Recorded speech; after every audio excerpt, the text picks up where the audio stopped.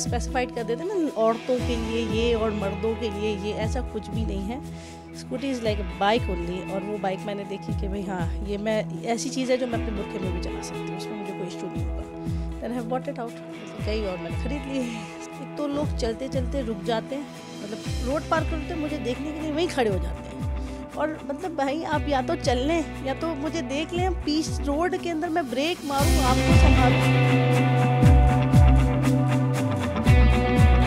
पूरा चिकन है, samosas are there, the huge variety of samosas there there, जिसमें keema samosa, chicken tikka samosa, chicken keema samosas are there, मीठा samosa is there, आलू दाल समोसा इज़ देयर। और इसके अलावा जो बटेटा चॉप्स वगैरह हो गए, चीज़ बॉल वगैरह हो गए, बुरा कटलेट्स हो गए।